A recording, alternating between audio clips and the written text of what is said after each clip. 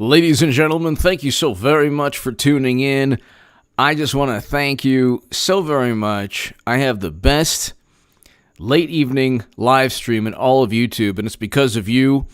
First and foremost, Duke Diesel! Thank you so very much. I appreciate the support, and right before we even start, I just want to thank you very, very much. Thanks for being you, and thank you for your support and always your kind words and watching. So, Duke Diesel, thank you so very, very much. To my super chat, thank you very much. Eric H526, Luke St. Martin, thank you. Ladies and gentlemen, Duke Diesel, thank you again. Greatly, greatly appreciated, and thank you for your generosity. Madam Secretary, Warren's Republican sabotage of USPS could be Trump's strategy for 2020 election.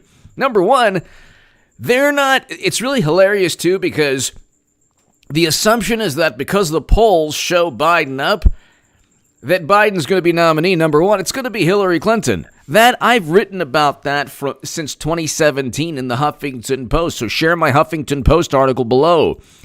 In the pinned comment, Hillary Clinton 2020 is a reality. Get ready for 8 years of Trump. Also, if you want to be part of a newsletter, I am going to be starting a newsletter. I am redoing my website. It's been taking a long, long time, but to email me to be part of the newsletter, it's contactgoodman78@gmail.com. That's contactgoodman78@gmail.com. So email me if you want to be part of a newsletter.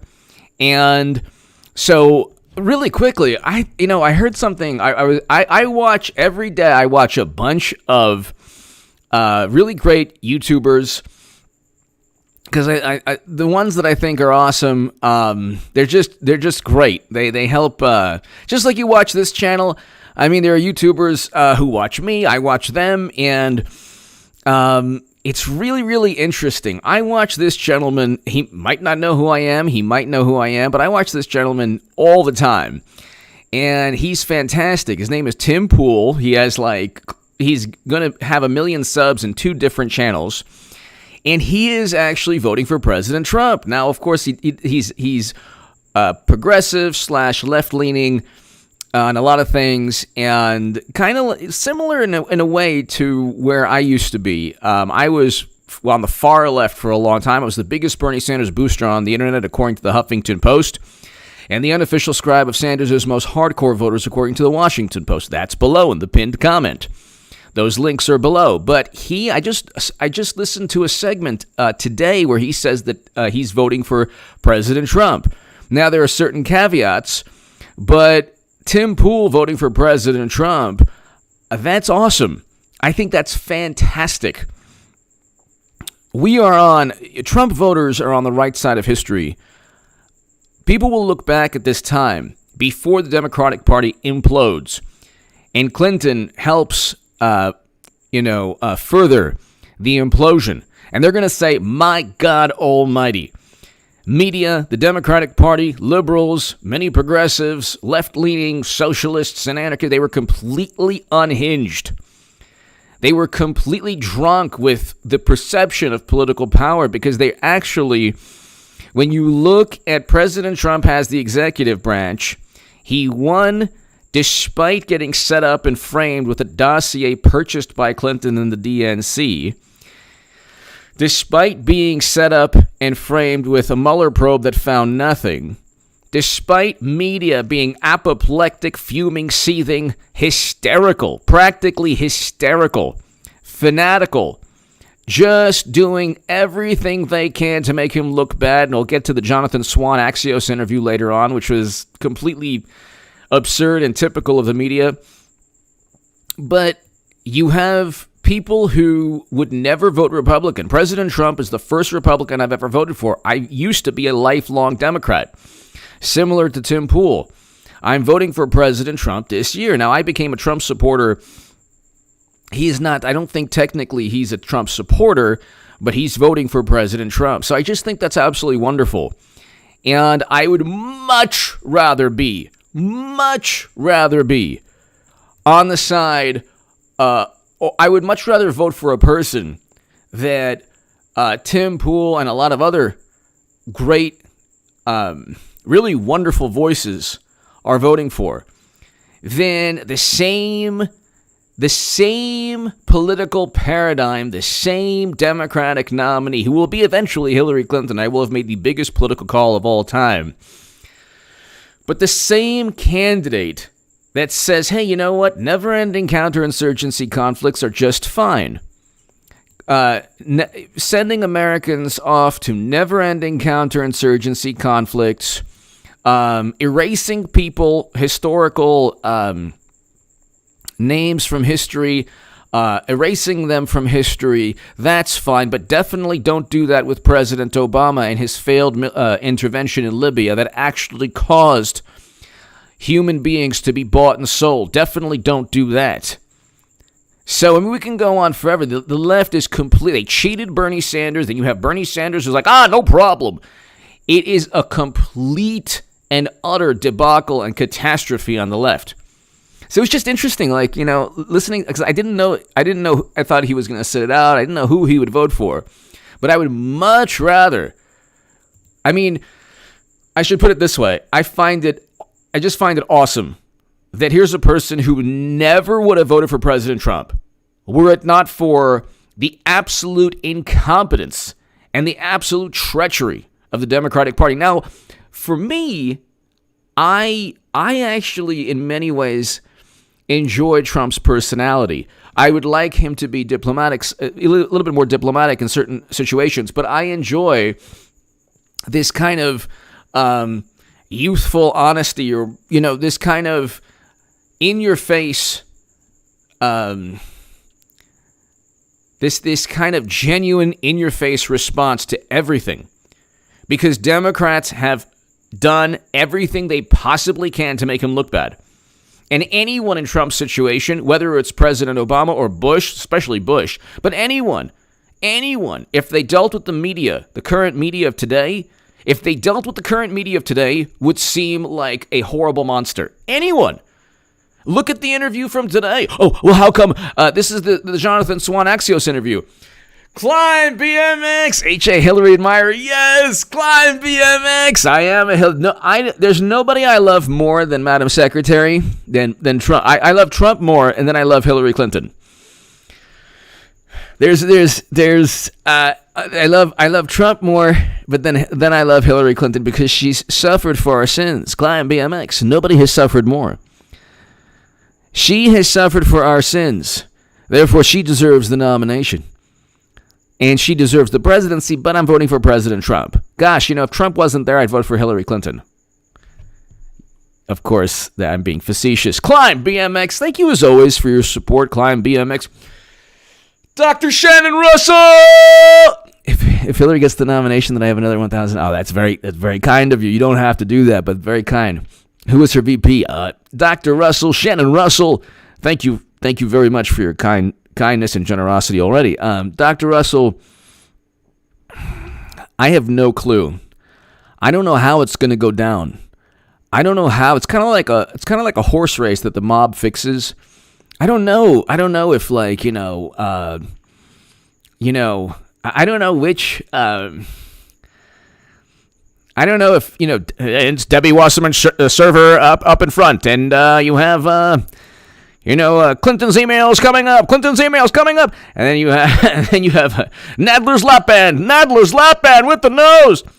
I don't know how it's gonna go down, but I do know something. Luke St. Martin, Eric H5262, two best moderators in all of YouTube. Thank you.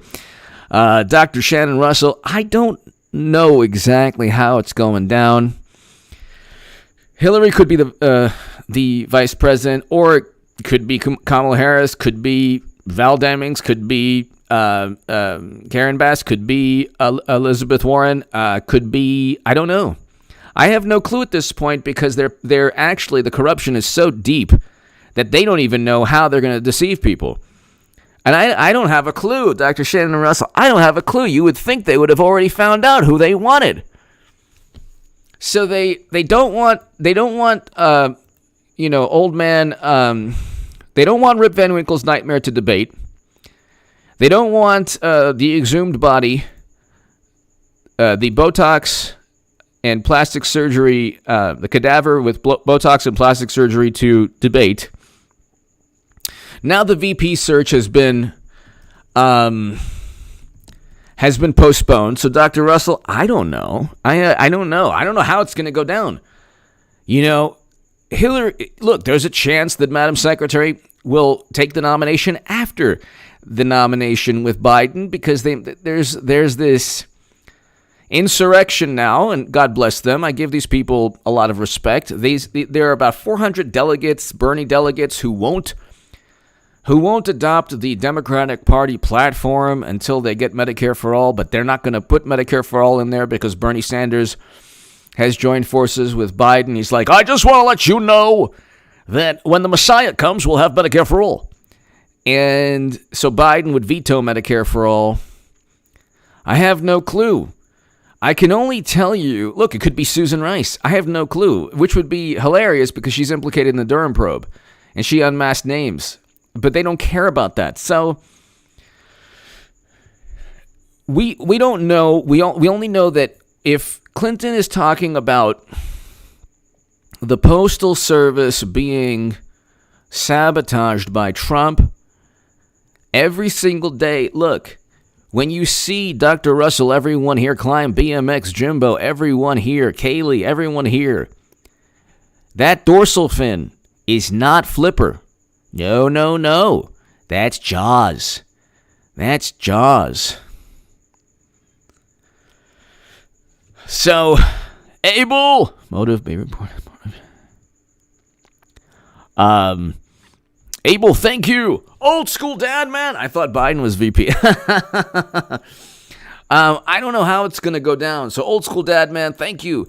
Shannon, Dr. Russell, thank you.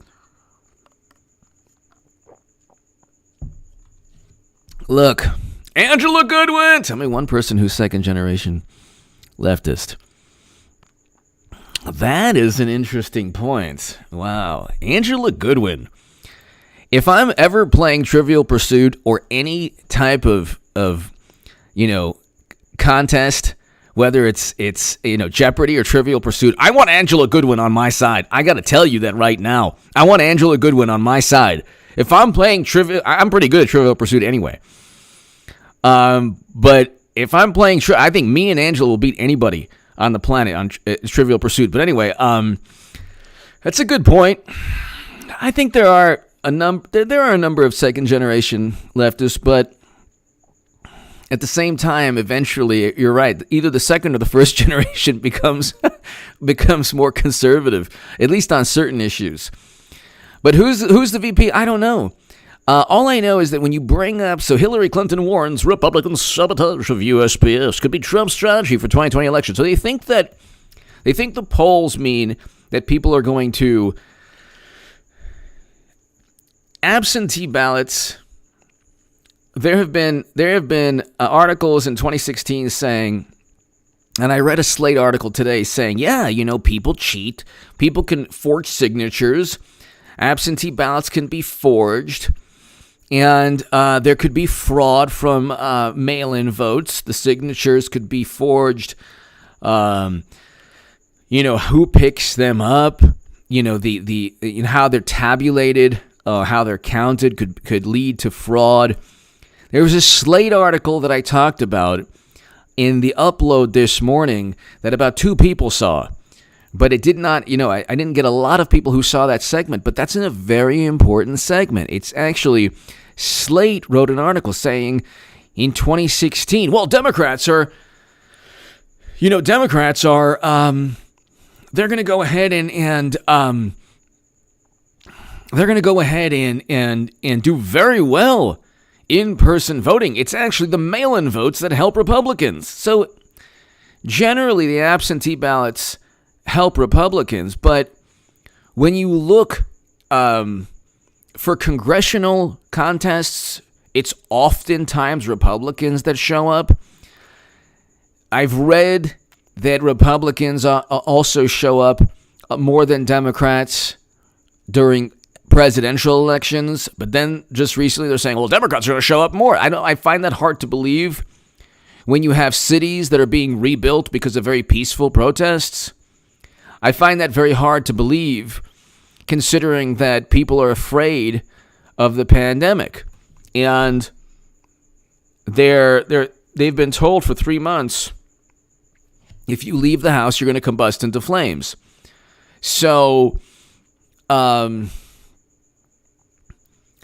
don't think, ladies and gentlemen, I don't think that this election is going to be very good for Democrats, whether it's mail-in or whether it's voting in person.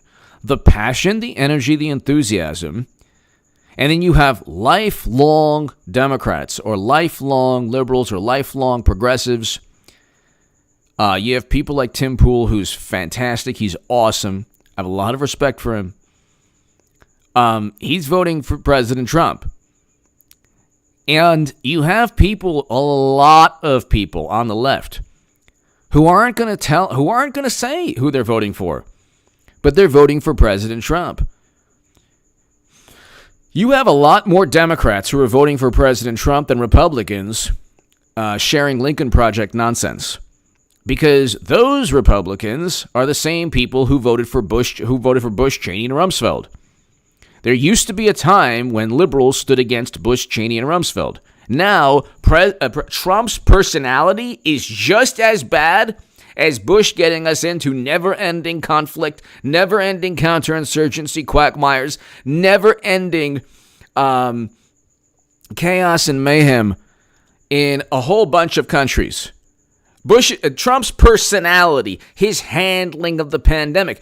Well, then we'll get to the Axios interview today. I mean, obviously, Hillary Clinton today said that Republicans are going to sabotage the Postal Service because she thinks, first of all, she's running. This is just yet another reason, another attempt at campaigning. Clinton has had a shadow campaign. Biden has had the semblance of a campaign. Okay, he's not really. His whole reason for existing in the Democratic Party right now. Exactly. Grape drink. Clinton writes for ultimate warmongering. Oh, definitely. Definitely.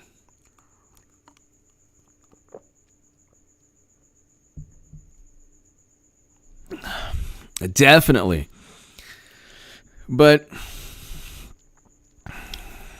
the only reason for Biden is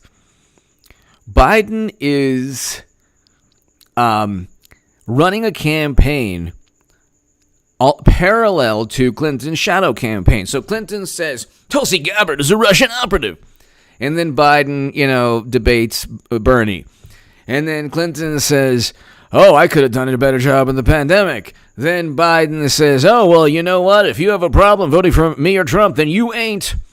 And then the comment in Charlemagne that should have tanked any other person's campaign, but of course he's a Democrat, so he gets away with everything. Clinton today says, "Oh yeah, you know what? Trump is trying to just sabotage the Postal Service." And then the other day, Dan Bongino is like, "Yeah, they're going to make a decision soon." This is always the case. With Biden, nobody knows how he's going to be, how they're going to transfer the nomination from Biden to Clinton. Nobody knows, but you elevate and you have somebody who has a litany of problems. From looking like a reptile during the CNN climate change discussion or debate or whatever, where there was a vessel that burst, and he looked like one of the aliens in the 80s series V, just slowly going up like that in his eye. No,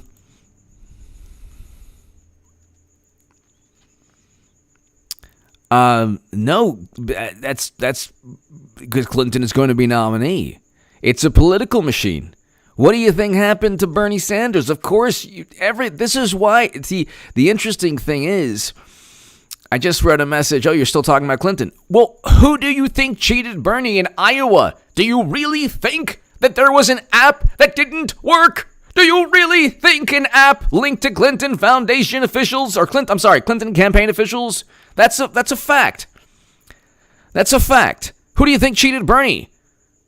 And why do you think Bernie doesn't care, too? Kaylee Smith! Nobody knows who Val Demings is. Kaylee Smith, Val Demings was a former police chief in Florida and a congresswoman in Florida, but a former police chief that in her department had a history of excessive force. So that would not make sense.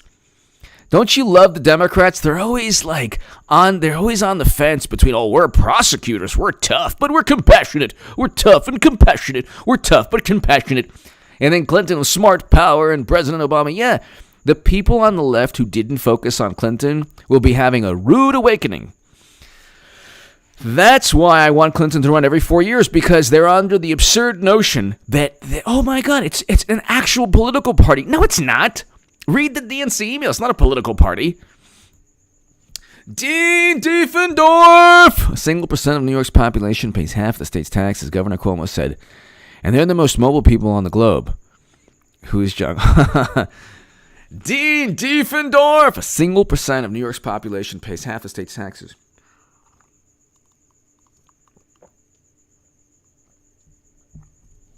New York is being mismanaged. And that was an answer to what President Trump should have said. I don't know why he doesn't say it. Dean Diefendorf, is that they say, well, how come other countries are doing better in terms of lives lost in comparison to overall population? Because the urban centers, the metropolitan areas of this country, the cities are run by Democrats, and they're completely mismanaged. That's why you have states like New York, New Jersey, Michigan, Illinois, Pennsylvania, and other Democratic states accounting for over half of all the lives lost and cases. Between New York, New Jersey, Michigan, Pennsylvania, and Illinois, you have around approaching half of the cases and half of the lives lost. Then you add a couple more states, so you have 7 out of 50 states with over half of the lives lost. So that's why they don't want to focus on mortality rate, because if they do, you find that it's a fraction of a percent. Even New York's governor said it was a fraction of a percent. Dean Diefendorf, thank you. That's why when he was called on it, Swan of Axios was like, well, but people are still, they're losing their lives. Yeah, we also have 320 million. Our population is 320 million people. The majority of these people live in cities. In many cases, these cities are mismanaged by Democratic mayors and governors. Talk to de Blasio and New York's wonderful governor. Dean Diefendorf, thank you. Duke Diesel! Oh my goodness, thank you, Duke Diesel. I want to commend you on your name as well. Dean Diefendorf, thank you. Angela Goodwin, thank you. Am I trending on Twitter? Is it hashtag Oval Office? Hashtag intern? Hashtag what is? Hashtag it's the economy stupid? Hashtag I play the saxophones real well. Duke Diesel! Duke Diesel, it was either that or Southwest or JetBlue. And I figured, well, you know what? Got to get to where I got to go. Angela Goodwin! 1848. Angela Goodwin!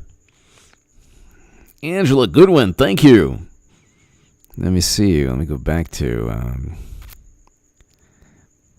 second... I'm trying to figure out what you meant. Angela Goodwin, thank you. Thank you, Angela Goodwin. Thank you as always. Brian Morrow had my post on FB censored with a Frontlines doc. Wow. Well, Brian, I thank God every day I decided to delete my Twitter and Facebook, because it is just so, you're entering a world that is tailored and designed simply to promote certain viewpoints and condemn others.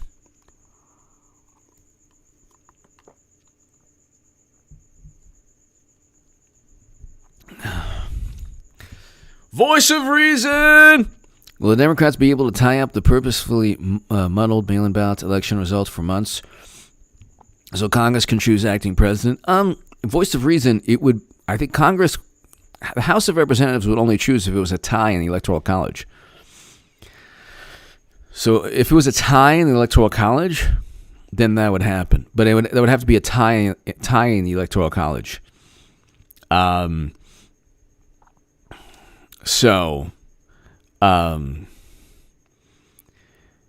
It has to be close. It would have to be a tie in the Electoral College, but there would almost certainly be a Supreme Court ruling, like 2000, if there was some kind of.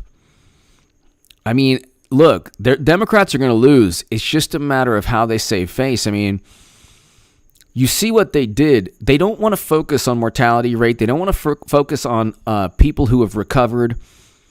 So President Trump said, yeah, in terms of basically he's alluding to mortality rate.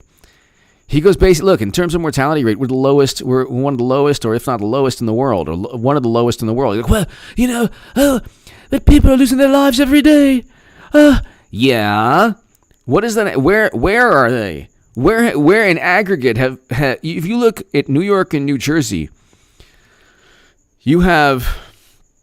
I can go into it if you look right here at the New York Times. Look at the New York Times. The New York Times, you have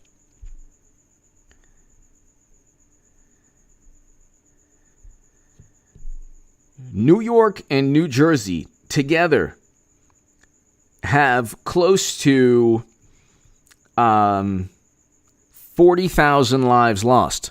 Just two states have almost 40,000 lives lost. Okay?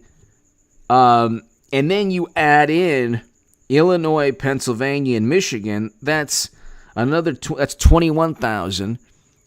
So you have about 60,000 lives lost, according to the New York Times. In Pennsylvania, Illinois, Michigan, New Jersey. So no, sorry, you have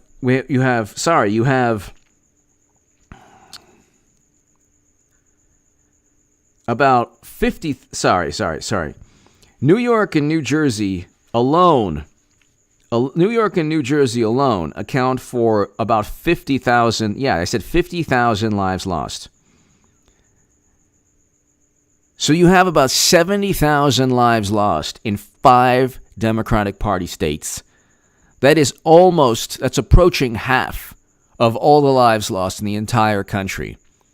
So then he brings up, well, South Korea's doing better. Well, Germany's doing better. Yeah, they don't have de Blasio. They don't have New York's fantastic. They don't have governor. They don't have Whitmer. They don't have Pritzker. They don't have, massive protests where cases miraculously go up and media doesn't say a word. And they don't have 4 Democratic states having primaries during the pandemic. Arizona, Illinois, Florida, and Wisconsin in March and April. Before, the U.S. has already flattened the curve. The U.S. has already flattened the curve. So I don't know what, they want to, if they, look, they're going to focus on any statistic that proves their case. Statistics that don't prove their case. They didn't say, oh, well, that's important, but this is important too. It's like, oh my God, that's why President Trump, one of the big reasons President Trump is going to win. Other countries don't have the mismanagement of their major cities the way we do. Okay? That's a big, big issue. A huge, huge issue. So that's why they don't want to focus on the mortality rate because it would not justify the hysteria. The mortality rate alone wouldn't justify the hysteria, so they say, well, you know what? What's the percent increase? Yeah, but you don't talk about people who are surviving. You don't talk about where in the country. Wyoming is not a hotspot. Kansas and Nebraska aren't hotspots. New York, New Jersey, Michigan, these are hotspots. These are places run by Democrats. Places run by Republicans are doing a lot better in terms of overall lives lost. 1,000,000 times better. Even states, you look at the overall population of Texas and Florida, they have more people than New York, and they're doing infinitely better. So explain that. Brian Morrow, I agree. I only post on FB mostly. I can't actually browse or my head will pop from all the misinformation, hypocrisy, and lies. Exactly, Brian Morrow. And it's going to be just unbelievable. Just unbelievable when they lose again. Angela Goodwin. I can't believe the American politics in 2020 is still about 1842. Look up these old geezers. I'll carry some vengeance. I'll carry some vengeance at that time. Thank you. I think that,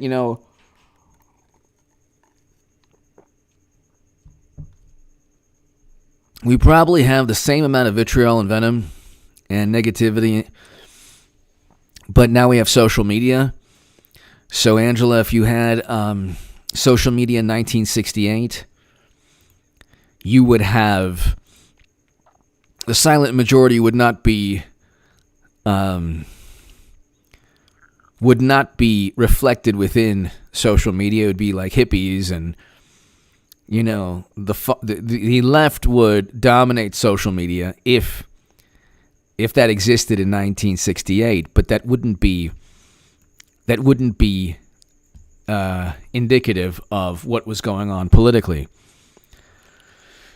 because you had Nixon with 2 terms.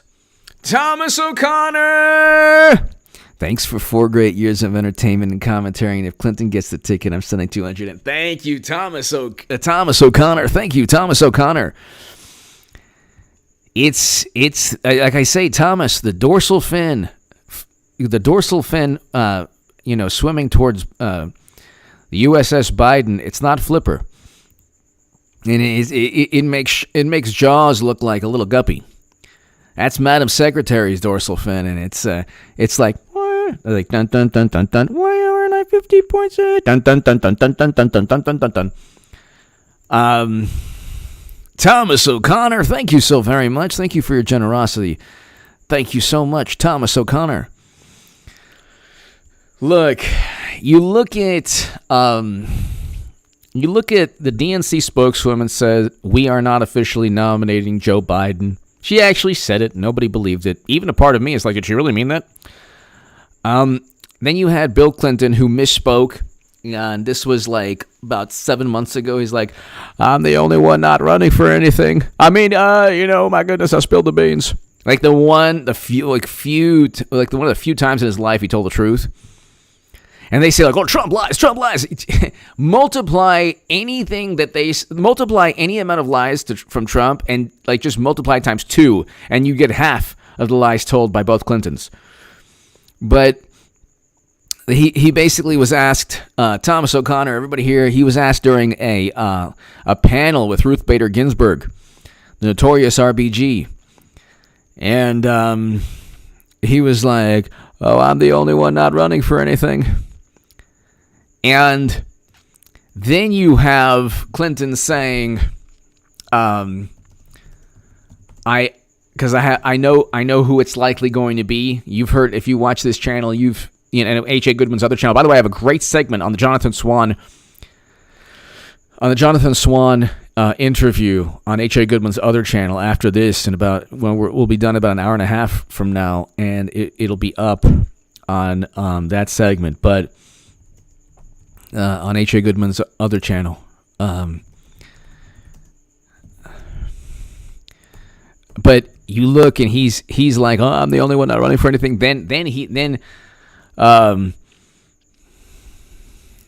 Hear this, Washington Post. This is hilarious. They even quoted this. This is fantastic. Ruth Bader Ginsburg, Bill, and Hillary Clinton reminisce about her nomination.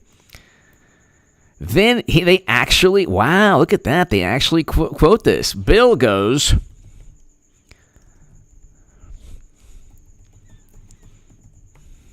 oh, where is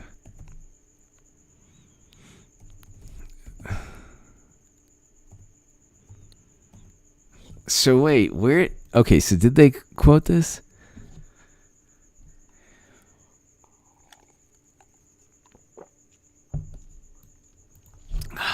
I don't know if they quoted this, but I thought here he should have said. Then Ginsburg said, okay, every time I read. So hold on,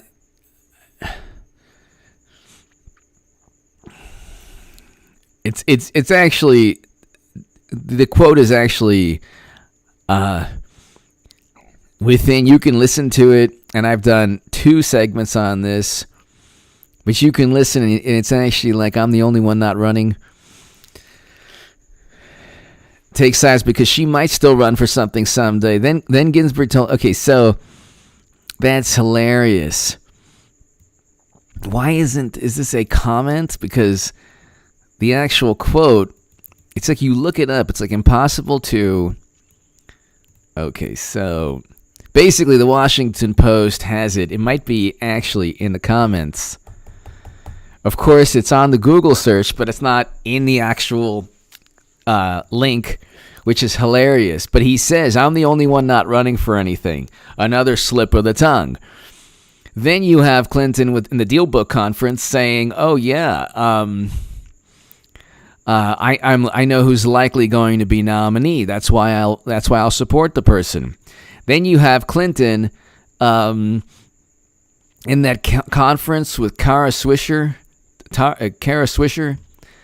saying, "Well, I'd like to be president. I don't want to run for president, but I'd like to be president." Then you have Clinton saying, "Well, maybe we do need a rematch. I beat Trump before."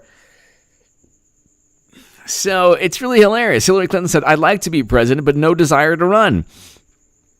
It's actually a lot better if they're waiting until the very last second. It's going to be the biggest political call of all time. I will, for maybe 40 minutes, 45, 46 minutes, break the internet. 46 minutes, not even an hour. And then I'll go back to just being myself. But it'll be amazing because there's only one person who's told you what's really happening. I wrote about it in the Huffington Post. I wrote about it in the Times of Israel. They have a political machine. They have a very lucrative. Do you know how much? And this is what I don't understand also. It's so hilarious because there's a phrase, I think Voltaire said this, when you diss me, you diss yourself. And they whenever anyone tried to diss me, they diss themselves because they say, "Oh, he's a grifter. He wasn't about value system." No, actually, I get everything I wanted from Bernie 2016 with President Trump and a lot more, especially in terms of foreign policy. But you get the most lucrative, the biggest money-making endeavor is saying that Trump worked with Russia.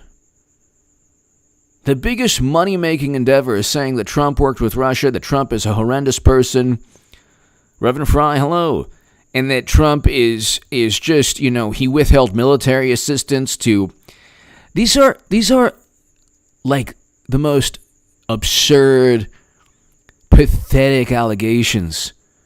They're all linked to the electoral chances of Democrats. Notice how every allegation is linked to whether or not Democrats win. He withheld military assistance to investigate Biden. What? Biden brought it upon himself. And he has every right to investigate wrongdoing. Well, there's no evidence of wrongdoing. There was no evidence of wrongdoing with Trump and Russia. Zero evidence. Zero. Not one Facebook ad swung votes. Not one Facebook ad was purchased by Trump. So why are they It's like, why are they obsessed with going after President Trump? And when he goes after them, they say, "Oh my God, it's not fair. It's not fair. You're going after us." Well, that's the game you're playing.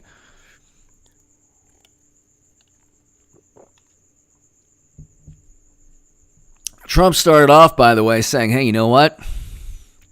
I don't want to go after the Clintons.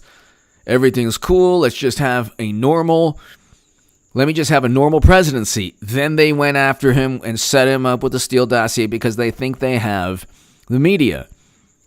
Democrats believe that because they have the media, they can influence enough people to make them to make their side relevant.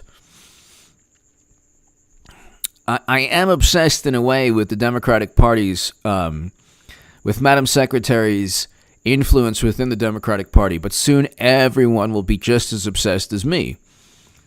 When this goes down, people will understand it's not me. I wasn't the one who was weird. It was everyone else who was weird, who didn't realize that the Democratic Party it's a political machine run by two people, me and my wife. And that's just, you had Boss Tweed. Here, look at Boss Tweed. Just look up Boss Tweed. This is the typical Democratic Party politician. Typical. This is not an anomaly. It's typical. Boss Tweed delivered to authorities. Here.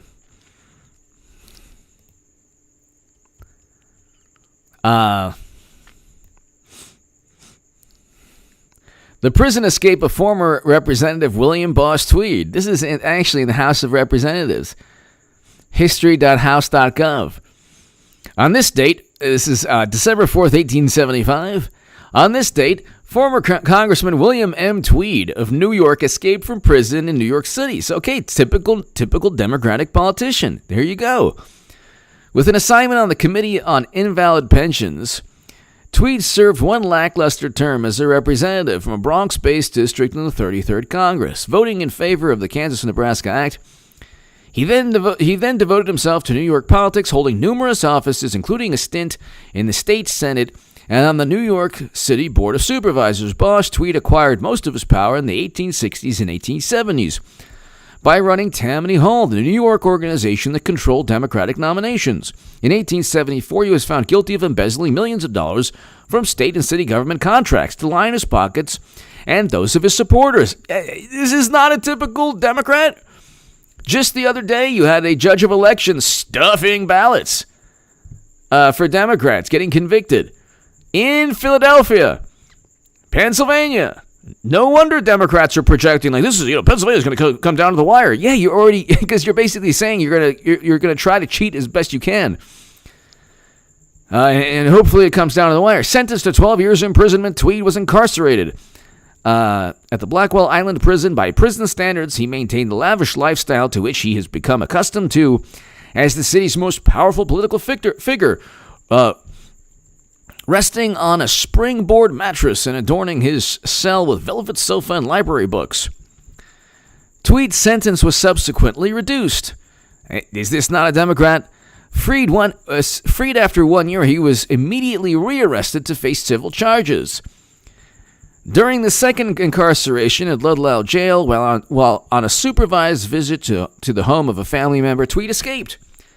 He fled to Cuba and sailed to Spain, where authorities arrested him and as he disembarked and returned him to New York City. Tweed spent his final years in jail.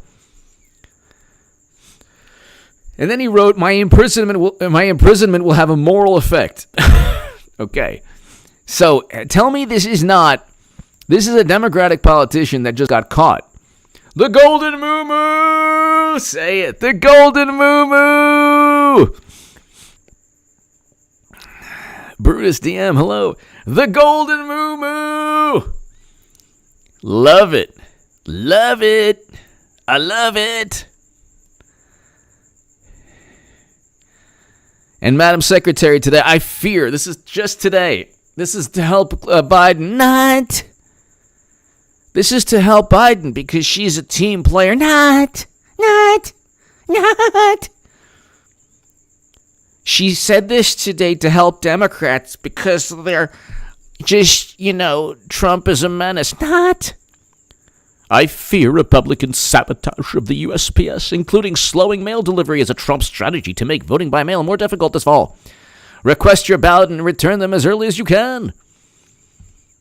Why do you think Madam Secretary is desperate? Golden Moo-Moo! The Golden Moo-Moo!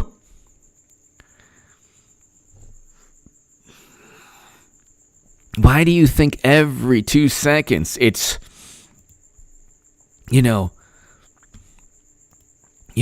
trying to sabotage the Postal Service. He's trying to sabotage the Postal Service. Pat, hello. Many people are actually coming around. Yep, slowly but surely. But Pat and everybody here, see, I'll have about 2 seconds of my victory lap will be like half a lap. Do you understand? I'll be like, oh, everybody, look, and then it's like half a lap. Can I finish the lap? I just want to finish the victory lap, please. Can I just finish one lap? I have flowers. I'm holding flowers. Hillary's nominee. Thank you, everybody. I want to thank my friends for this beautiful moment. I want to thank the greed and corruption of the Democratic Party. I knew it from day one, everyone. Check out my Times of Israel article, Hillary and Huffington Post. And then, I'll go half a lap, and this is what I'm going to get. Everybody knew it. What? Everybody knew it. Obviously, Biden, Father Time. You didn't do anything special. Yeah, I did. It was amazing. What are you talking about? Whatever, man. Anyway, the Russians stole the election, so you have nothing to be proud of. Great. I knew it. Don't even get a full victory lap. I knew it. The Golden Moo-Moo! Bimbo Dickens, BXN! H.A. POTUS 45 is the greatest signed executive order. H1B Corporation Abusive Practice. America First. Latinos for Trump. Hashtag Latinos for Trump. Bimbo Dickens, BXN. Hello. Latinos are going to, the Hispanic and Latino vote is going to give Trump the election. That is not hyperbole. The Hispanic and Latino vote, because 30% of Latinos and Hispanic voters vote for President Trump. That's only going to go up. His support among the Latino community has gone up because Trump doesn't, see, this is the thing. Trump does not dislike immigrants. That is a complete lie from the left. I have friends who are dreamers. They're saying, telling me, I hope Trump helps us. President Trump said, fund the wall. Dreamers can become citizens tomorrow. Democrats said, no way. Over a million people, young people, could become citizens if Democrats just said, here, we'll fund the wall. Now, he's still getting construction funding. He's still getting construction funding from the Pentagon. He's getting money from the Pentagon. And the Democrats could have said, look, you know what? If you're willing to give Dreamer citizenship, we'll work with you on that. Or we'll give you some funding, but here, they said no way. They said no way. And that's the Democratic Party for you. That's the Democratic Party for you. It's a typical, that's the Democratic Party for you. It's pretend that you care about your most important demographic groups. Bimbo Dickens, BXN, thank you. Chris, hello. And it's already, see, the media did not work. A great many Latino families also are, religious or, conservative in many respects. Great many Hispanics and Latinos support the Second Amendment, the Bill of Rights, Second Amendment. So, and Trump supports the Second Amendment. So you have a whole lot. I mean, it is going to be so rewarding, especially because I've seen people turn into these, Paul, hello. Who's that creature from Lord of the Rings? Precious, precious. Precious Lord of the Rings. Who is the creature that... My precious, my precious. Gollum. Oh, I've so many Democrats and liberals have turned into like the Lord of the Rings character. Gollum. And they Trump. And they don't Russia. And they're now like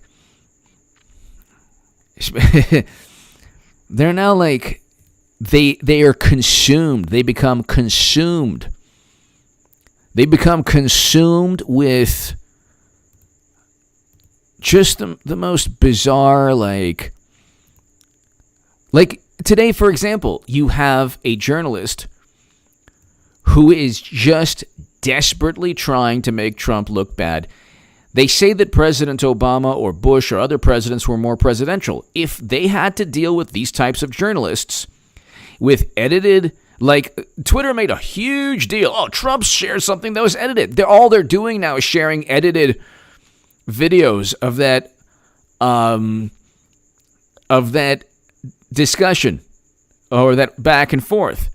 But see, they haven't defeated, like, they haven't made Trump look bad. Like, oh my God, he can't even speak in coherence. He's completely incoherent. Like, no, he's very coherent. You just don't like what he's saying. Democrats ascribe, like, mental illness if you disagree with them. They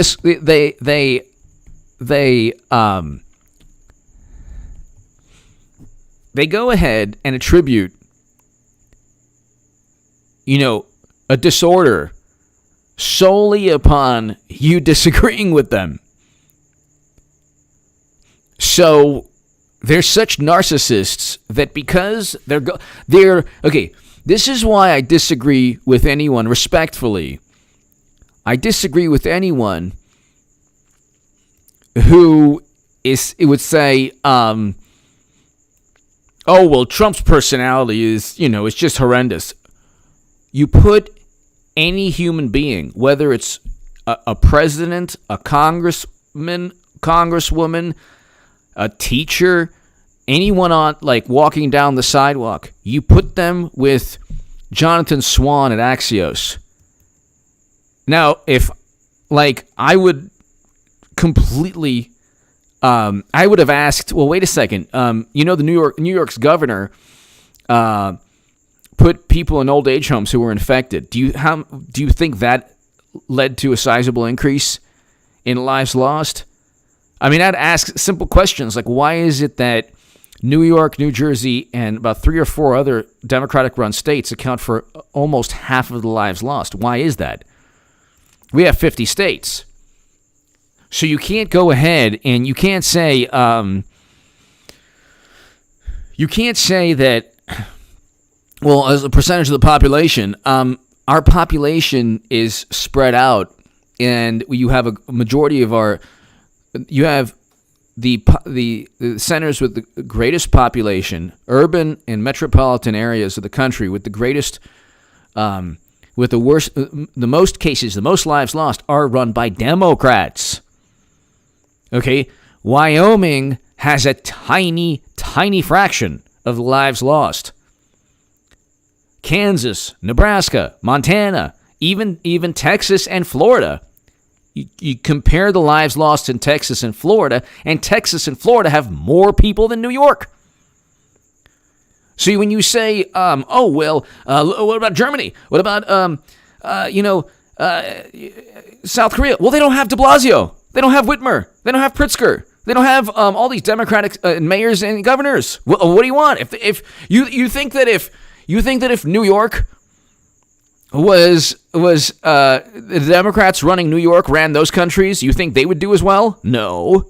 And there's a limit to what Trump can do on a federal level. He can't tell a governor to completely shut down or completely open up.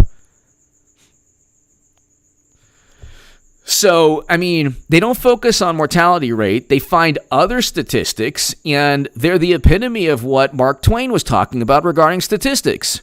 You could spin anything. You can spin anything. You know,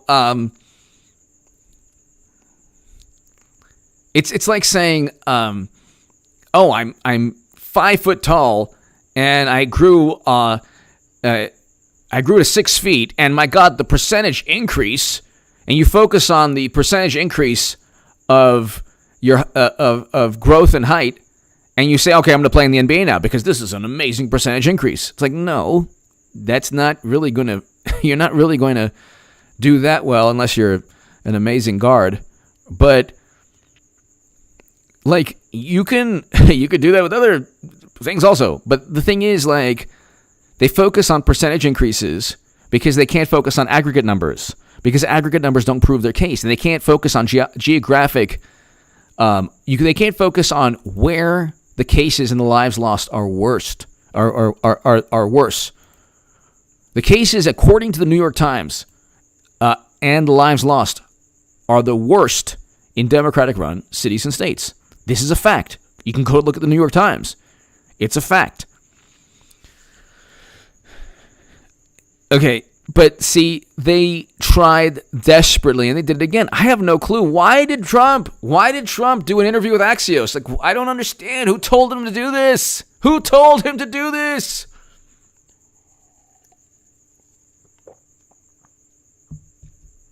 When he wins again, it will be because of Axios interviews. It'll be because of the media, not despite the media. The media is duplicitous. Everyone knows this. Anyone who has gone to school, and it doesn't matter, I mean, if you've gone to school in the United States of America, high school, middle school, okay, you've either experienced it or you've seen it, or in any school in the world, there are always a group of kids, there are always a group of young people, or there's always one or two people that pick and bully that bully somebody. If it's really bad, you'll see like a group of people, and they'll do everything possible to try to ruin that other person's life. Now, Trump is the person they're all trying to pick on. The only difference is that Trump actually not only fights back, he wins, and they're powerless. No matter what they do to him, no matter what they do, he keeps coming back, and that's why. Look, the left is about ostracizing, demonizing, marginalizing, silencing. They're not about debate. That's why whenever I've tried to debate anybody, they've scurried away like cowards. And they're not about their value system or their ideology or their paradigm, like defending what they believe in. They're about, oh, well, we have this political influence given to us by the media, so let's try to make Trump look really bad. That'll be enough to win. It's not enough to win. Most voters grew up, like this generation of people did not grow up with the words, sticks and stones may break my bones, but bad words will never hurt me. Now it's this world is the opposite. Words are now just as bad as words can alter lives. This is true. But at the same time, if you grow up knowing that if there are haters, if there are people just trying to hate on you or trying to hurt you or speak badly about you, the more you give in to them, the more you show them weakness, the more power they derive from that. Trump just doesn't care what they think. He just doesn't care. That's why I love his person. That's why his personality is perfectly suited for this day and age. He doesn't care. And he manipulates them. See, the more time they don't care about they can't even. This is a liberal political party that can't even agree on cannabis legislation. Are you kidding me? It's 2020. Are you kidding me?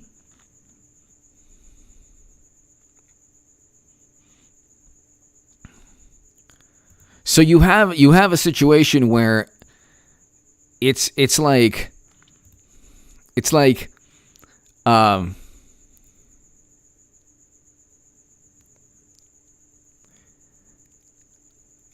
you have a situation where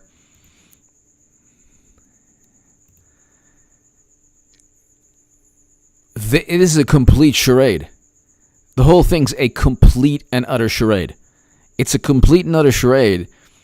They're just milking. They're milking it for everything it's worth. Because they figured, look, the way they looked at it is the following. They're like, well, we tried in 2008, we tried in 2016. This campaign stuff doesn't work. People have already made up their minds on whether or not they would ever consider voting for Madam Secretary. People have made up their minds already. People have made up their minds generally on Trump. And this election is not going to be, no one's voting for Biden. They didn't vote for Biden. They didn't vote for Biden in the primaries. They voted against Bernie Sanders. They didn't vote for Biden in the primaries. They voted against Bernie Sanders. They voted in the rain against Medicare for all. That's how good of a job all the wonderful pundits did.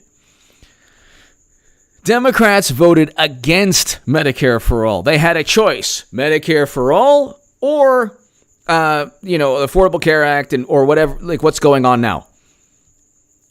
Or Trump's plan, or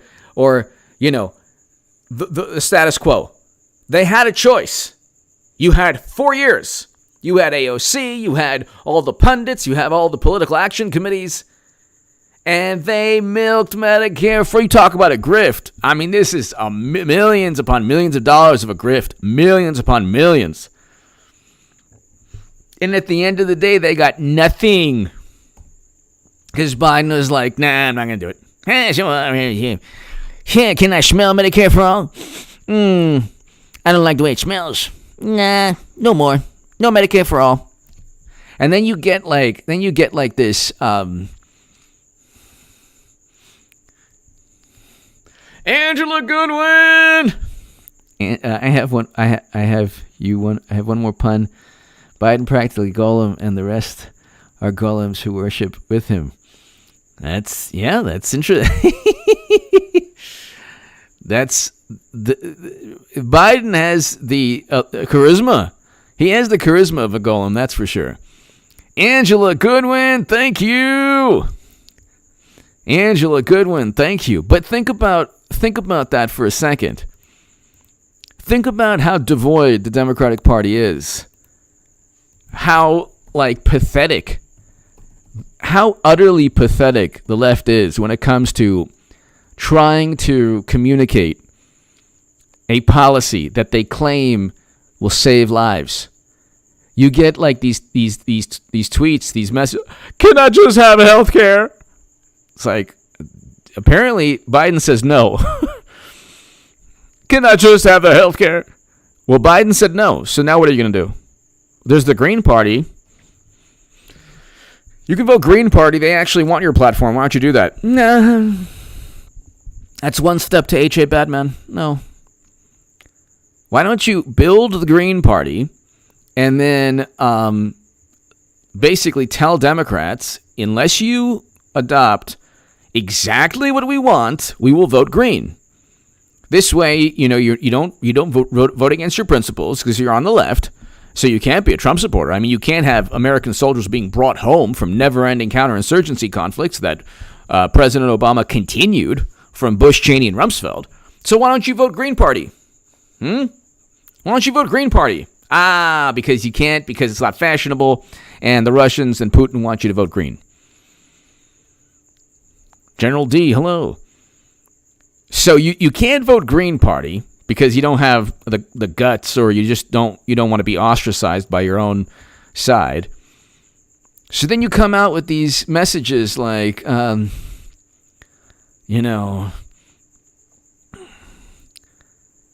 living wage. Whoa, what does that even mean? What does that even mean? A living wage is different for everyone. $15 an hour is not going, it's not,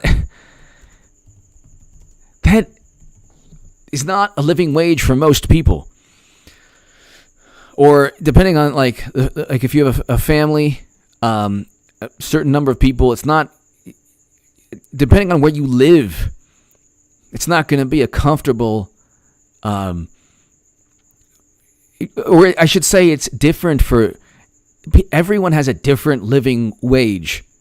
They have different needs, different expenses. That's why they have different, they say, well, you know what, if your taxes will go up.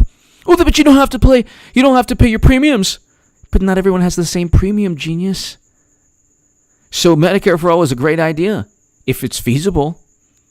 If it's feasible, right now, Medicare, there are out-of-pocket costs for Medicare right now.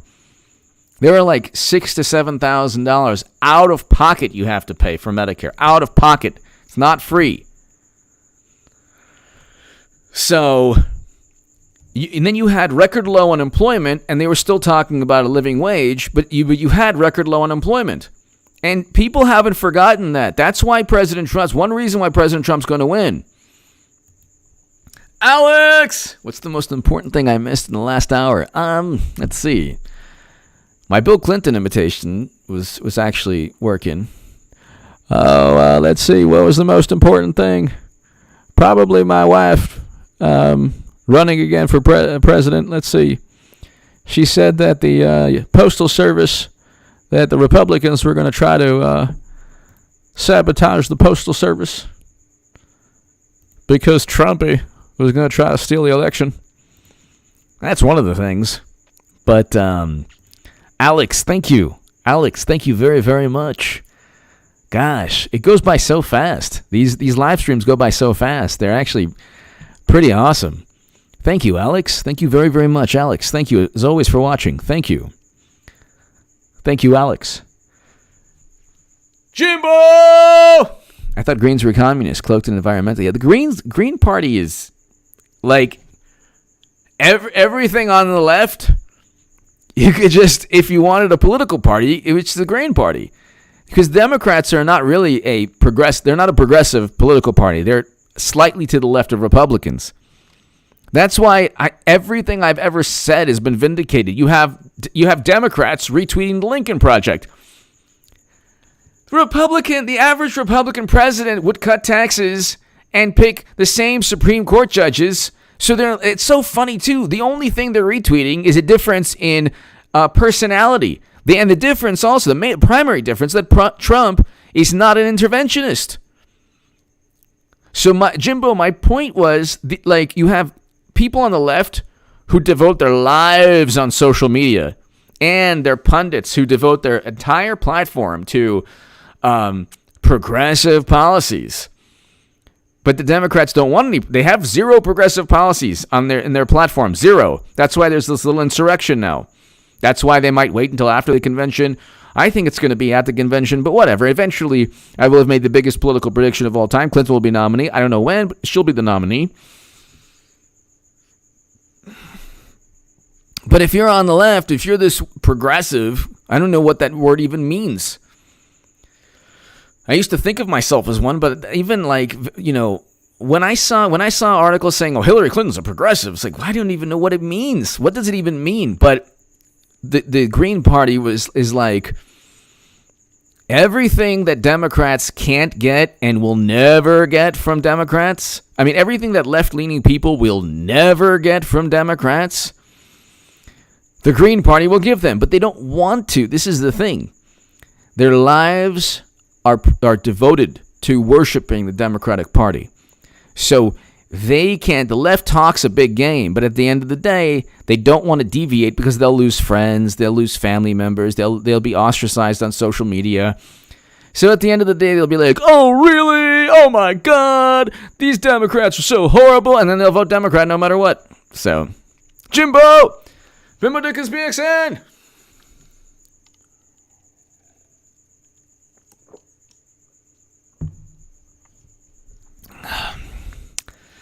That is an interesting. I haven't actually. Bimbo Dickens BXN. I haven't actually looked at that and tested that out to see if it's 100% accurate. But yeah, I mean, we know exactly we know which political side benefits from what's taking place. But Bimbo Dickens BXN, thank you very, very, very much. Thank you. But yeah, I mean, you type in Trump, and it's just the most apoplectic, Trump's interview debacle sends a warning for the fall campaign. You have,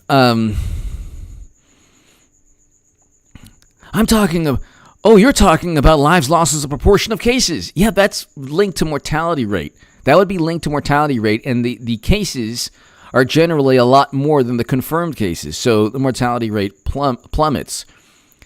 Stanford, USC, even the governor of New York himself has stated that a governor of New York stated it was a 0.5% mortality rate in New York.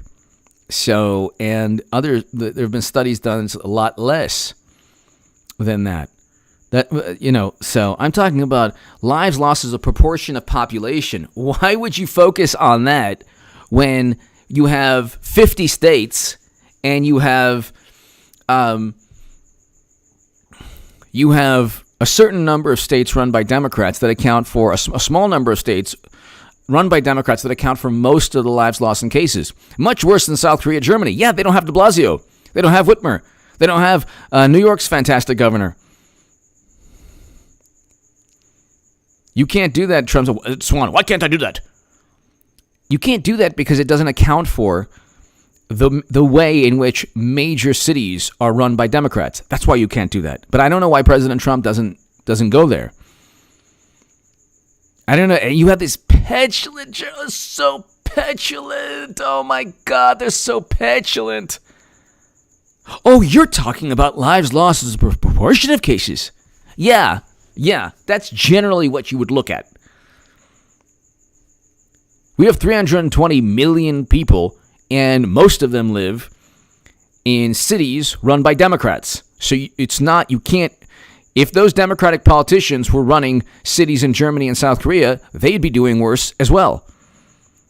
Okay, there's a reason that Florida and Texas have have more people than New York and New Jersey and are doing far better.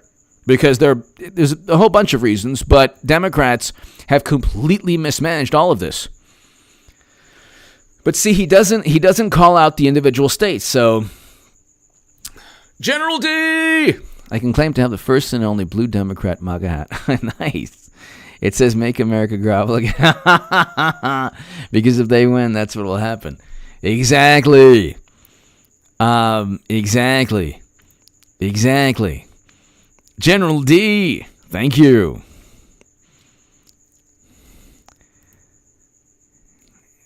General D, thank you so very, very much. I mean, you have a situation where they know that this isn't Trump's fault because they know where, there's a reason that New York is the epicenter in the whole world of what's taking place. New York, almost every politician is, that's not hyperbole, almost every politician in New York is a Democrat. And they still try to make it a blue and red state issue. They still are like, the cases are going up in Florida. Well, look at the aggregate cases and aggregate lives lost. It's not even up for debate. This is according to the New York Times. Look, according to the New York Times. Look, they can't do it. They can't do it. But see, again, they say, well, Trump's personality. Find me a president that would be able to look good during this Axios interview. If they try to ask really tough questions and act in the most petulant manner with President Obama and his failed NATO intervention. Well, you said you're saving lives. Well, lives weren't saved. Well, why can't I bring that up? I mean, they never treat people. You can make anyone look bad. That's why that media is like insidious. You can make anyone on the planet look bad. When they write hit pieces on me, like these like no-name publications or whatever, some publications with, you know, that are big, some are not so big, but like you would find like you see a picture of me like you know, or like me like ooh, and we're like the Daily Beast had a photo of me used like, you know, this like nightmarish photo, H.A. Badman. And this was when I was a Bernie supporter. The only publication that wrote 2 hit pieces on me, Raw Story, they actually have some great photos. One with me and my 500 Smith & Wesson, and then one with me with a locket. This was actually very creative. They had me and Bernie Sanders with heart-shaped lockets. And it was, I've actually put the photo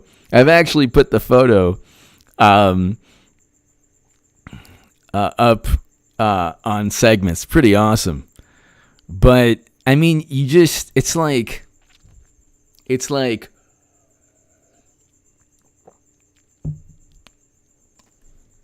I swear to God, I have no clue why they don't ask any Democrat, any journalist, any medical professional what the mortality rate is. I swear to God, I don't know why. I don't know why President Trump doesn't simply ask. He should have asked Jonathan Swan, do you know what the mortality rate is? And then if he said, well, it's different for different ages. Yeah, same with the flu. So what is the mortality rate, though?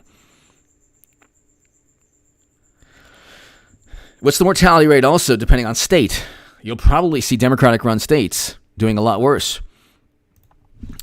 Eric H. Fight on, H.A. You're one of the few called in 2016. Thank you. Followed you. Eric H. I hope all is well. Fight on, H.A. One of the few called in 2016. Followed you shortly after. Media is so crazy. The video Ellison hid from the public. It's election fraud. Brennan calls into dating hotline. Remember that? That's right. That's right. Wow. That's old school. Fake news, hope all as well. Eric H, thank you. Thank you for watching for so long. Eric H. And there's Eric H526, and there's Eric H. Thank you, Eric. And be here. I know you will. Be here November 3rd. November 2nd, 3rd, and 4th, and 5th, and 6th. It's going to be amazing. Eric H., thank you very, very, very, very much. Very kind of you. And, yeah, I mean, you know, ladies and gentlemen, they just have to pull the curtain. I'm just waiting, Eric H., thank you so very much. I'm just waiting. Pete Solano, hello. I'm just waiting for them to pull the curtain. They just got to pull the curtain. They just got to pull the curtain aside, and we just have to hear the soulful sounds of, where aren't I busy boys that you might ask? And I know this is the way it's going to go down. It's like, you know, it's getting closer to August 17th. Why aren't I 50 points ahead, you might ask? What is that noise? What is that noise? Why aren't I 50 points ahead? Oh my God. Oh my God. Oh my God, she's back. I never left. What is the point of Madam Secretary always making this is a statement without evidence. Republican sabotage could be Trump's strategy. Based on what? There's no evidence that he's trying to tamper with the Postal Service, but they don't ever say that. Well, it's correlation, you know. Well, yeah, then if you made the same correlation, they would say, oh my God, without evidence, Trump says no. And then you still have every day, the Rodham author, every day, what it's like to write in Clinton's voice. It's kind of flabbergasting how disrespectful Hillary Clinton has been treated. I agree. It's flabbergasting. I swear to God, nobody has suffered more for our sins than the great and all-powerful, and God bless her, she's fantastic. Nobody supports Hillary Clinton more than H.A. Goodman. Nobody. And if it wasn't for Trump, I'd be voting for Hillary Clinton. Ha! Not really, but let's just roll with that because it's amusing. Well, this is the truth. I respect Hillary Clinton more than I do Bernie Sanders. Bernie Sanders, God bless him, is a good human being. I respect Hillary Clinton a lot more than Bernie Sanders. I'll tell you, this is the honest truth, and I've told people this. I like people who fight. Now, granted, there's a litany of criminal acts, and there's the duplicity and the lies and the repulsive personality. But aside from that, and the cheating, and it's just unbelievable. The foundation, Haiti, everything. But I respect Madam Secretary's fight. I respect Clinton a lot more than Bernie Sanders because Bernie doesn't fight. Climb BMX, yes. Bernie doesn't fight. He's like, you cheated me. I'm sorry, my bad. You cheated me with an app in Iowa in 2020. That's actually my fault.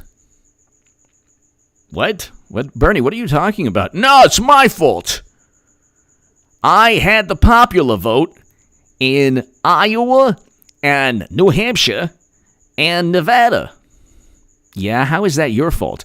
I was so popular that had I won all 3 contests, I would have won the primary. And we can't have that. Why can't we have that, Bernie? Because that's not exactly what I signed up for. What are you talking about? Nothing. Just don't cause any mishigas. And just relax. And follow along. Follow the bouncing ball. I am now trying to form a unity pact with Biden. I got a small favor to ask of you. Do you have $1? I want to give it to Biden so he can give it to Clinton. He doesn't fight. If you say a word about Deborah Wasserman Schultz, I'm going to step outside and implement some moves on you that you will not be happy with. You understand? If you say a derogatory word about DWS, you have me to contend with. He doesn't fight. Jimbo! Backroom deals are done. HSC going down. You know, Jimbo, they were done. They were done a while back. Yeah. Oh, yeah. I don't understand. You know, Iowa was... Hi, Caroline. Hello.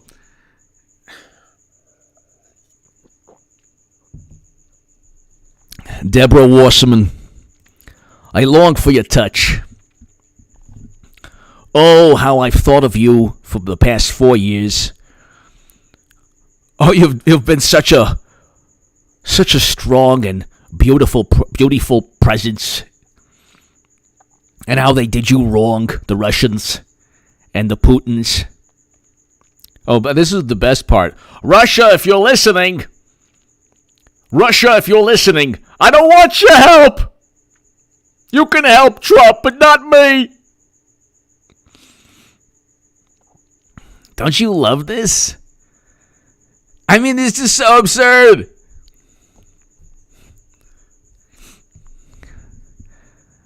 Oh, Deborah. I think of you when I'm writing my imaginary acceptance speech that will never happen. I think of you in my daydreams when I'm accepting the Democratic nomination on Mars, because that apparently is the only planet they won't cheat me on. It goes something like this.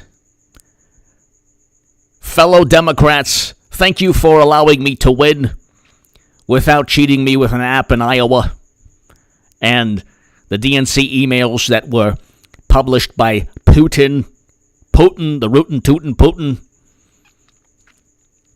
And I just want to tell you that I spoke to Biden, and Medicare for All is a no-go. We're not having it. Biden said no. Thank you, and instead of accepting this nomination, I'm going to give it to Hillary Clinton, the rightful owner. Jimbo! Bernie's still holding delegates to leverage HRC? I think so. I think that, the best part is going to be when, would it be amazing, Jimbo? Now you're making me think. Wouldn't it be amazing if Clinton's like, okay, we'll do Medicare for all.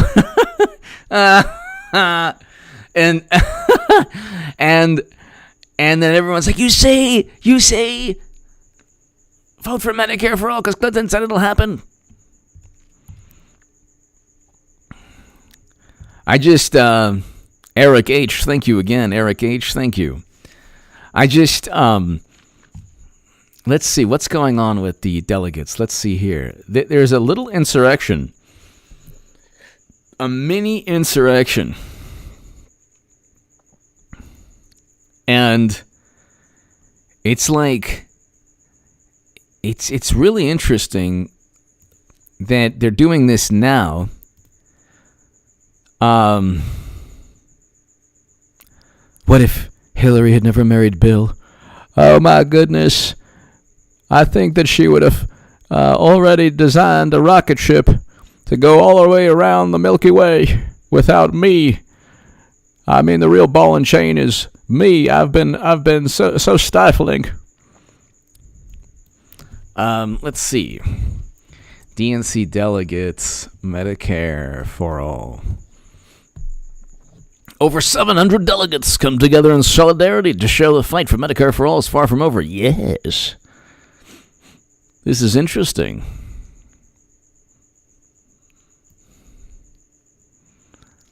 All four of the national co-chairs of Senator Bernie Sanders' 2020 presidential campaign on Friday applauded more than 700 delegates to the Democratic National Convention who have so far vowed to vote against the party's platform. So what if they vote against? Who cares if they vote against the party's platform?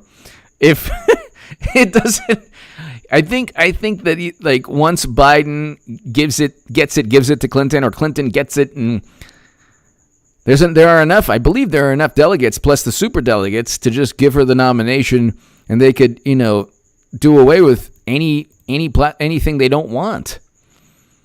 So, Pete Solano! Bernie Sanders is like one of those preachers that lead people to follow him over the You said it exactly, Pete Solano. I've sinned. I told you that we'd have Medicare for all. But that's not happening. I got a small favor to ask of you. Pete Solano! Eric H. Thank you, Eric. Thank you so very, very, very, very much. H, do you think we'll ever find out? Lord, no. Lord, no. And hopefully we don't ever. Speaking of hazmat suits, it's probably like the poor agents that had to pick that thing up. It's pictures of what's his name and his anatomy. And classified data. Also, the conservative people have been so patient. I'm serious a couple times. I am serious a couple times. I felt like, well, you can't say, H, seriously, it's been nuts, man. Eric H. There has to be political will, and there has to be some media support for Eric H. Thank you, as always, for watching. Thank you for your generosity and for always watching. There has to be media support. There has to be political will. Durham and William Barr are waiting for Trump to get reelected. Trump's going to win. They're doing the same things over again. Ladies and gentlemen, Eric H., everybody, they're doing the same things over again. Trump is in a better position. He's in a better situation now than he was in 2016. And look, don't trust me. There's Professor Norpoth, Helmut Norpoth, awesome name. He's Professor Helmut Norpoth, who stated that Trump has a 91% chance of winning. But, I mean, the media has been consistently wrong, almost always wrong throughout everything. But Eric H., it's going to be, the indictments will take place in Trump's second term and probably in the middle towards the end of Trump's second term. Eric H., thank you. Thank you very, very much. Alex! The next Hillary versus Trump debate ratings will be off the charts. Oh, my God. This is the place to be for the debate analysis. This is the place to be. Alex, thank you so very, very much. And what I'll do, Alex, is I won't even, because I know, like, nowadays, it's like a problem I'm finding out, even listening to any audio is like a problem now. So what I'll do is like probably listen to it in like headphones and then like ask my viewers to just watch it on their own and then comment on it. So I'll do something like that, but this will be the place. This will be the place to watch it, because Clinton versus Trump, that will be like the Super Bowl times 1,000. Eric H. Alex, thank you so very much. Great point. Great point. Luke St. Martin, thank you so very, very much. Quick draw, Luke St. Martin and Eric H526, the regulator, thank you so very much. Yeah, I've been saying the same things, and I've been right. The media has been saying the same things. They've been wrong. Trump worked with Russia. Trump withheld military assistance. Trump stormed me. Nothing ever works. Nothing ever sticks. Okay, so here, 700 delegates. So we'll see what happens. I mean,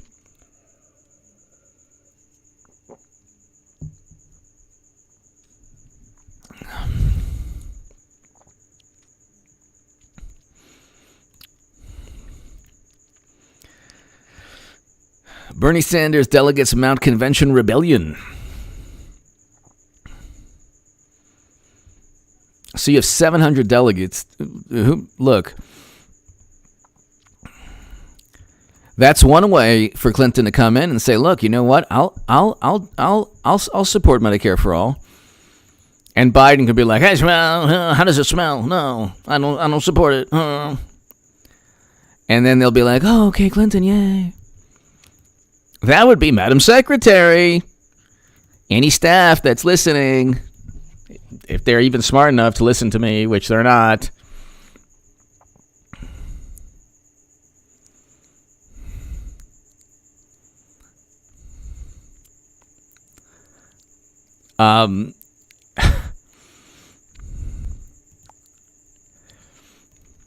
That's one way. You get Clinton to come out saying, "I'm for Medicare for all." And Biden says he's not. And Bernie says, "Well, ladies and gentlemen, if Madam Secretary is for Medicare for all, then it's good enough for me. Do you understand? It's good enough for me."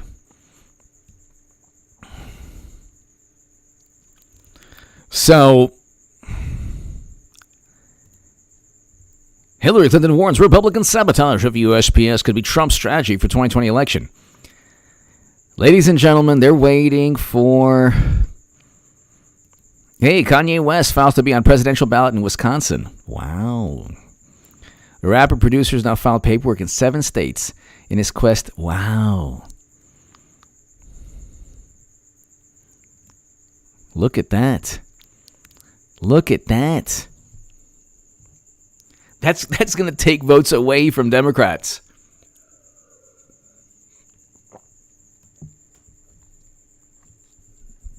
Because if you don't like Democrats, you don't like, that's a protest vote. And the protest vote is from people who would normally vote Democrat. Like when I voted Jill Stein, I knew it was a protest vote.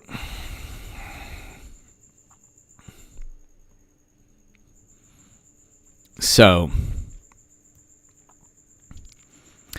I'm telling you, Kanye West can't, if he crafted a message and devised a campaign strategy, he could become president in 2024 running as a Republican. If he devoted serious attention to it.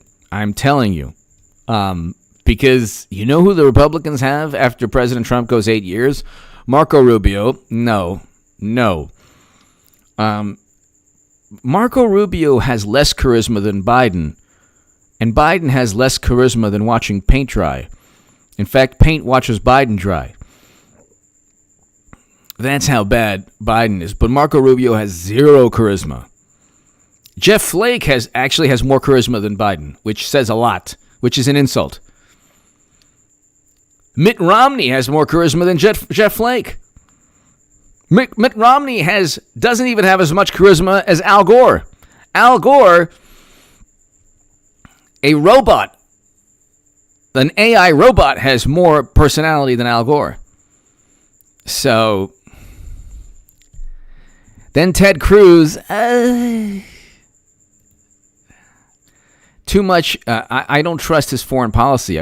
He's too much of an interventionist or too much of a hawk. Pete Solano. They're waiting for Biden to disappear. If you know. Pete Solano. You know, it's too bad what happened with the stampeding elephants. Gosh, who could have predicted that? That's very bizarre. My goodness. It is just too bad. Pete Solano, Eric H. Thank you so very much, Eric H. Thank you. Gosh, you know, who could have predicted that, you know, Biden would swim across that river in the Amazon and then the piranha? It was Biden and that cow swimming across the river and look what they did to the piranha. I mean the cow. Oh my God. All bones right now. It's my God. It's like it turned it into like chicken wing. Oh my goodness. Oh no. That's too bad. He jumped into the reflecting pool naked? Oh, gosh, it's bizarre.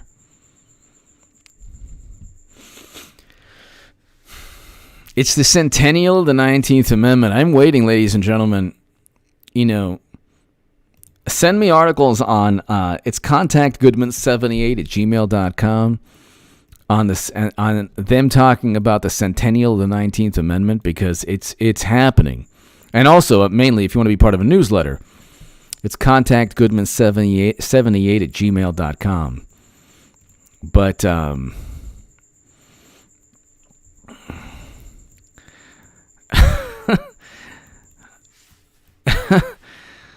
so let's see, what else is Clinton doing?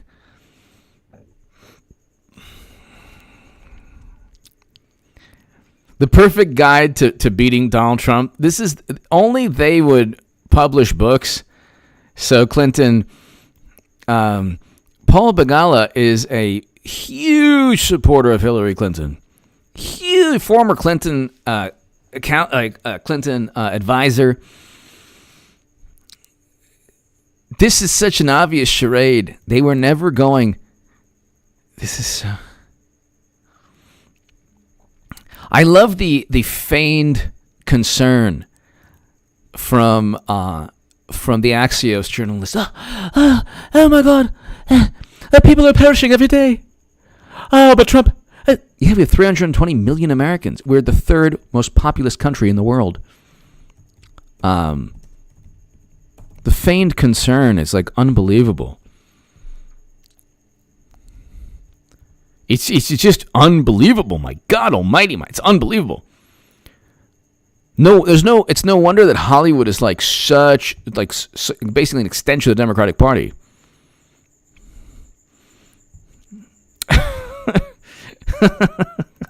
I'm reading the the comments in the chat. Kind of funny. Oh my God. Oh, I mean, really. Democrats, there's nothing more insidious than utilizing the demise of other people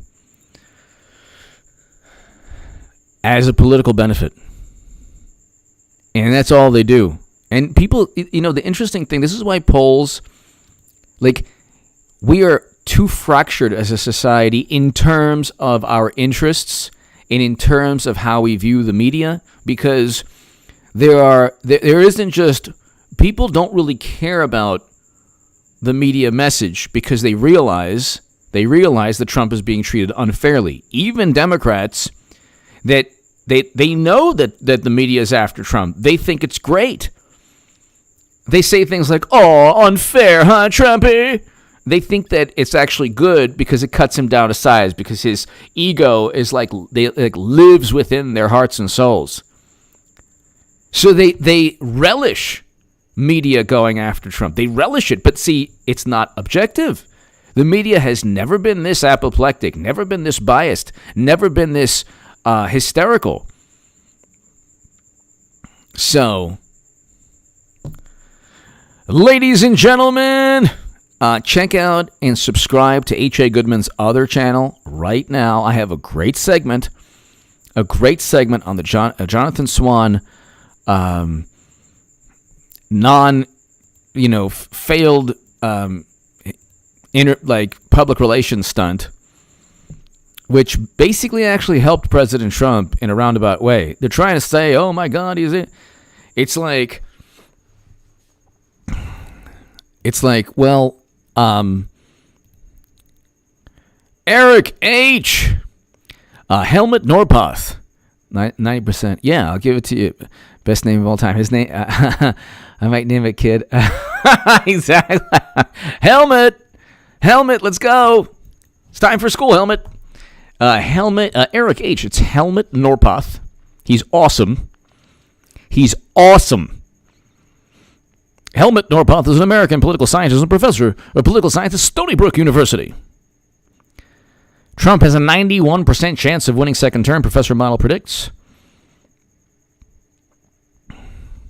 Maverick modeler Helmut Norpoth predicts another win for Trump. Professor doubles down on prediction model of Trump.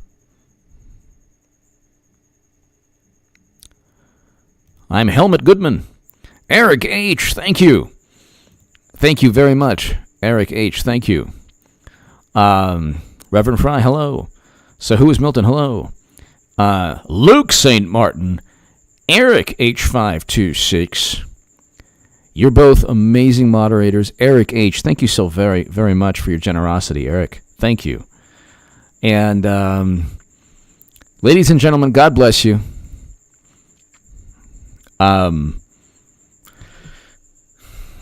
We're entering the home stretch. And this is not even, we're not even in the twilight zone yet. So stay strong. And we're going to get through all of this together. And it's going to be an extremely amusing adventure.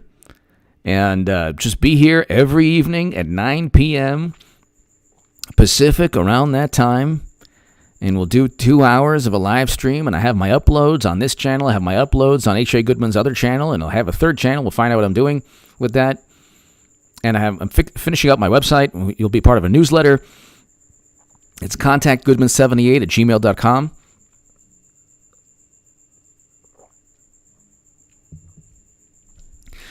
So, ladies and gentlemen, thank you so very, very, very much.